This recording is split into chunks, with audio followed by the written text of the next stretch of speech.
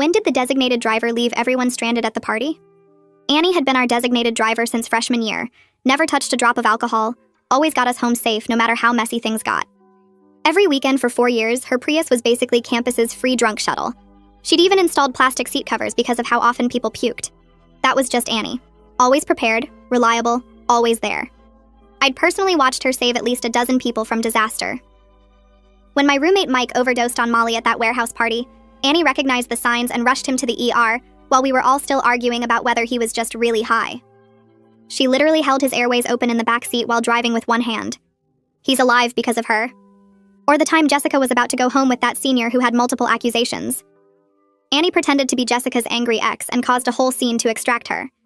Jessica was too drunk to understand what was happening, kept calling Annie a cock-blocking bitch, but Annie just absorbed it and got her home safe. She'd stopped Brad from getting a face tattoo of his ex's name at 3 a.m., physically wrestled keys from drunk drivers, talked people off rooftops, cleaned blood, puke, and other fluids I won't mention from her car without complaint. Once she literally fought off a guy who was following drunk Sarah to her car. Got a black eye for it. Still showed up the next weekend to drive us.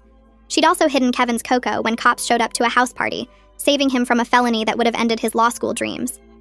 Held Anne's hair during her alcohol poisoning, monitoring her breathing for 6 hours straight instead of sleeping. The night everything changed was Cameron's birthday.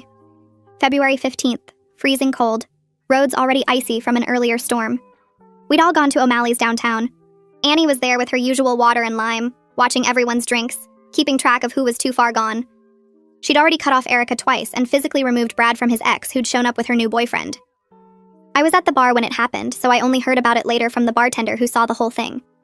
Apparently, while Annie was in the bathroom, our friend group decided they wanted Taco Bell. Cameron said he was basically sober. He'd had 8 shots and 2 lines of coke in the bathroom. They took Annie's keys from her jacket pocket.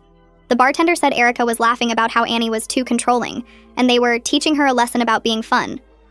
They left her downtown at 1 a.m. Temperature was 18 degrees. Annie came out to find her friends gone, her jacket gone, her keys and her car gone. She called them 15 times. They sent her to voicemail every time except once. Erica finally picked up, music blasting so loud the bartender could hear it from across the room. "We're fine! Stop being such a mom!" Then hung up on her. Annie was stranded in this club downtown, alone, at the worst possible time. No buses. They'd stopped at midnight. Not enough cash for the 30-mile Uber home. The bartender said she sat at the bar for an hour trying to reach anyone else for help. Nobody answered. She spent the night in a 24-hour diner drinking coffee she could barely afford, while drunk men kept bothering her. The owner finally let her sleep in a back booth around 4 a.m. out of pity.